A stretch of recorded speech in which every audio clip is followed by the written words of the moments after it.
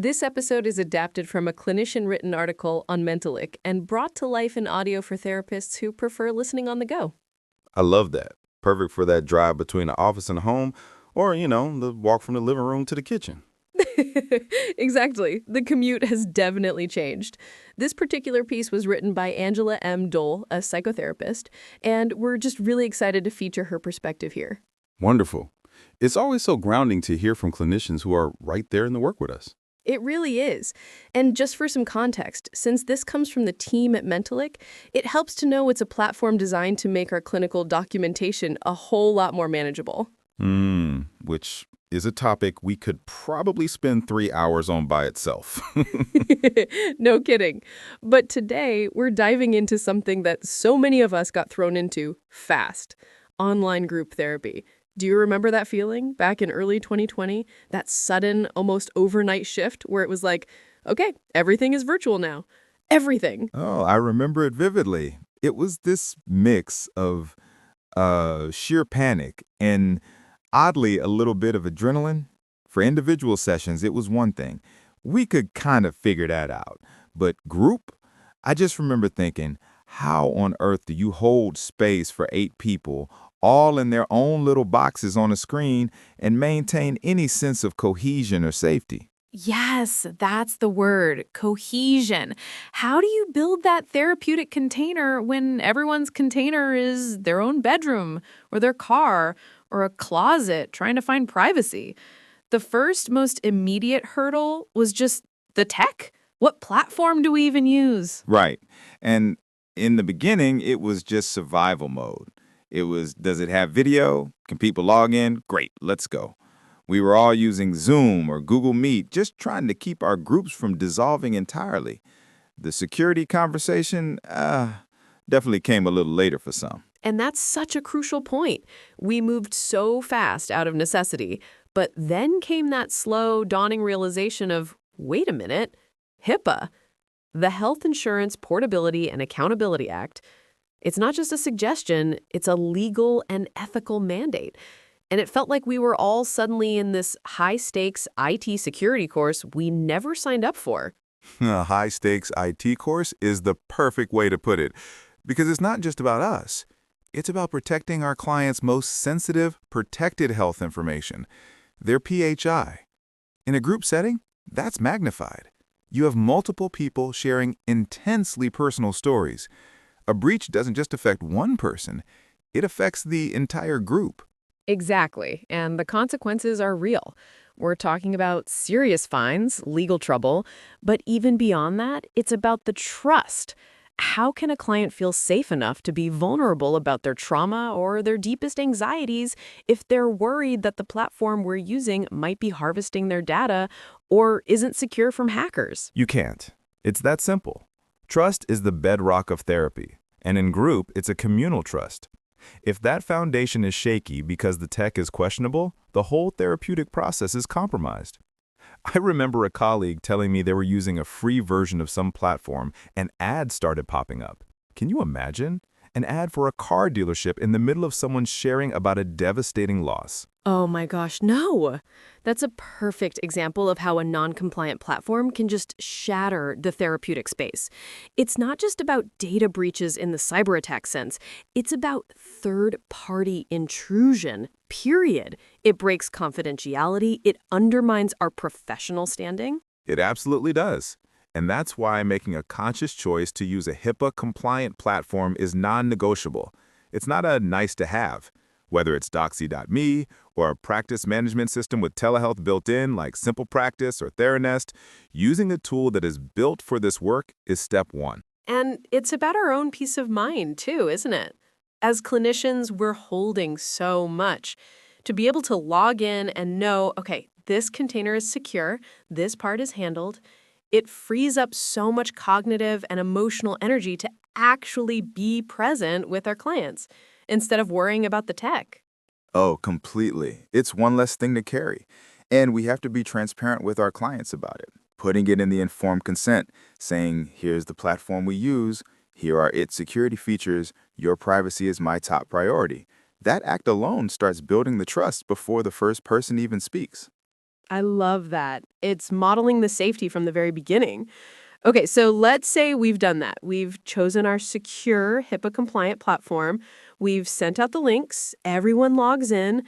Now we're all just staring at each other in our little Brady Bunch boxes. How do we move from a grid of faces to an actual engaged group? The Brady Bunch grid. Yes. That is the next great frontier. Because the silence online feels so much louder than the silence in a room, doesn't it? You can't feel the energy in the same way. You can't see the subtle shift in someone's posture or the tapping of a foot quite as easily. So true. You lose so much of that nonverbal data. I think starting with a really intentional check-in or icebreaker is more important online than it ever was in person. And not just, how was your week, but something more evocative. Mm-hmm. I've had success with things like share one object in your room that brings you comfort and why, or what's one song that's been stuck in your head this week. It's a small thing, but it immediately brings a piece of their physical world into the virtual space and makes them more than just a face on a screen. Oh, that's beautiful. It's a way of grounding everyone in the here and now. I also got really excited about the idea of using multimedia. It's something that's actually easier to do online. You can't just whip out a projector in an in-person group, but online, screen sharing a powerful 2-minute video clip or a provocative image to spark discussion is so simple and effective. Absolutely. Or playing a piece of music for a guided meditation. I did that with a group struggling with anxiety. We started every session with a 3-minute piece of calming instrumental music, just eyes closed, breathing. It became our ritual. It signaled, okay, we are leaving the chaos of the day behind. We are here now, together. That's so powerful. It creates a sensory transition. What about the more interactive tools? I know platforms like Zoom have virtual whiteboards. Have you ever used those? I have, and I was skeptical at first. I thought it would be clunky and awkward, but for a psychoeducational group, it was a game changer. We were working on cognitive distortions, and I put up the whiteboard and had everyone anonymously type out a negative thought they'd had that week. Seeing them all pop up, knowing they weren't alone in it, it was incredibly validating. Much more so than just saying it out loud might have been for some. Wow. So the tech in that case actually enhanced the feeling of safety and universality. And of course, their breakout rooms, the classic, a facilitator's best friend in a big online group. A lifesaver, especially when you have, say, 10 or 12 people. A full group discussion can be dominated by 2 or 3 voices. Putting them into pairs or trios in a breakout room with a specific prompt, like, discuss one time this week you successfully used the skill we talked about last session, ensures everyone gets to speak. It builds intimacy in a way that's hard to achieve in the main room. That's a great point. It gives the quieter members a chance to find their voice in a lower stakes environment before coming back to the larger group. It's like a warm-up. What about the work between sessions?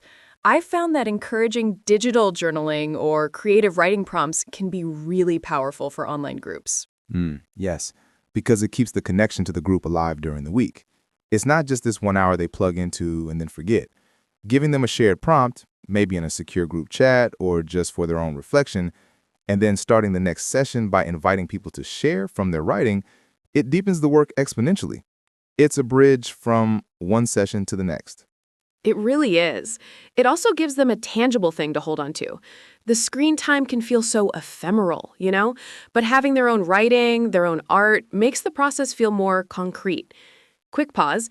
If this part of the work feels familiar, all the juggling of group dynamics and individual needs, Mentalyc can help. Its AI note-taker supports your documentation and clinical judgment while staying fully HIPAA and SOC 2 compliant.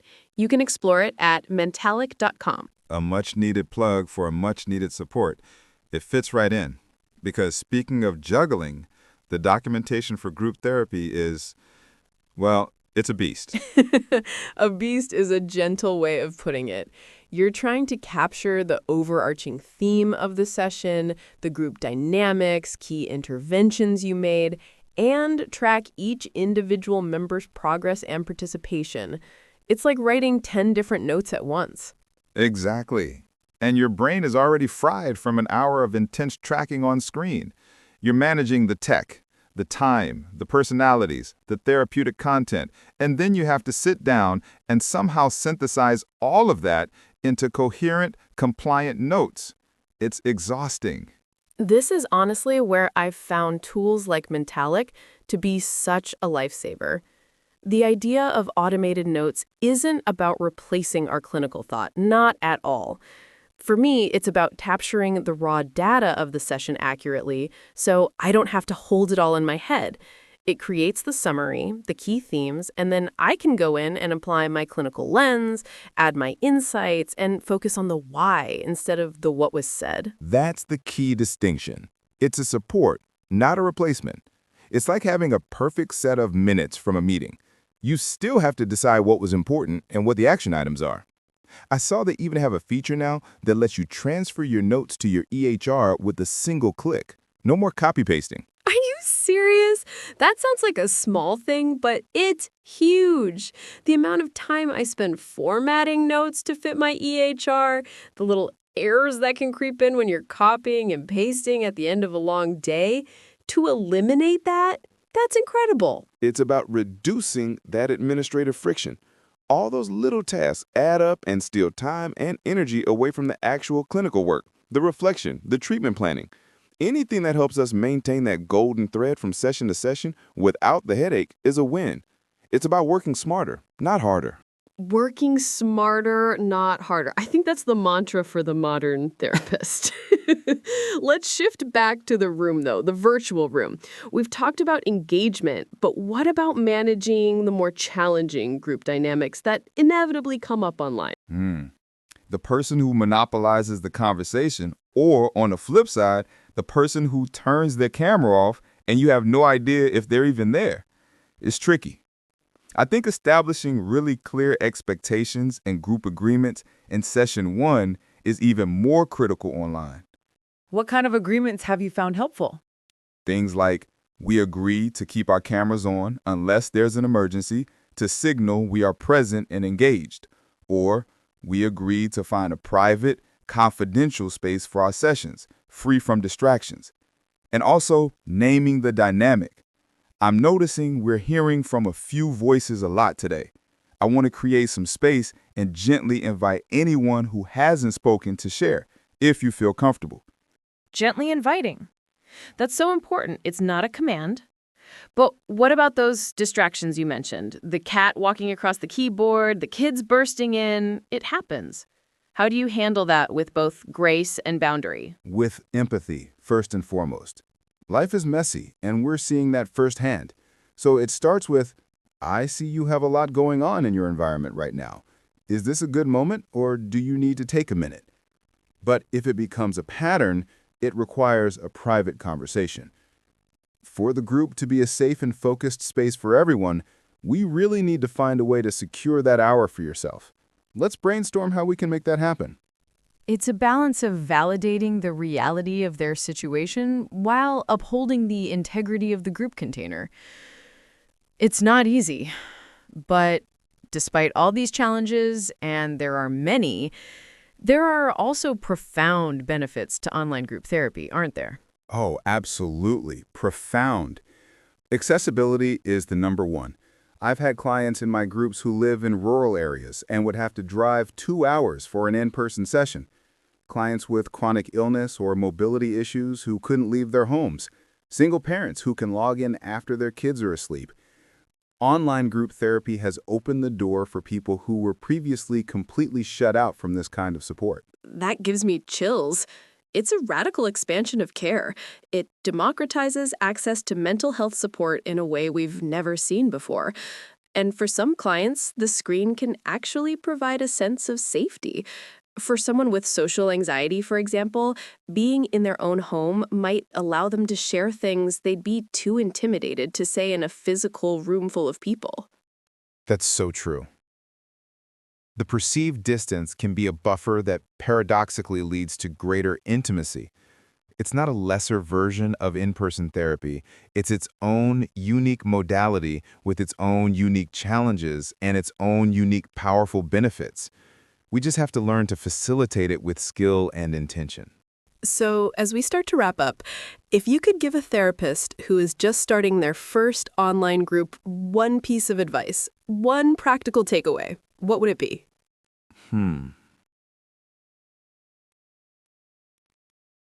I would say over-communicate. Over-communicate about the tech, over-communicate the group agreements, over-communicate the structure of the session. In the absence of shared physical space, your words have to build the entire container. Be explicit, be clear, and be warm. That clarity is what creates safety. That is so beautifully put. Clarity creates safety. My takeaway would be, don't be afraid to be human and creative. If the tech glitches, laugh about it. Model resilience. If an idea for an activity feels a little weird, try it. Your willingness to be authentic and playful gives your clients permission to do the same. It co-regulates the nervous system of the entire group. Couldn't agree more. We're all just figuring it out together, and it's okay to show that. Exactly.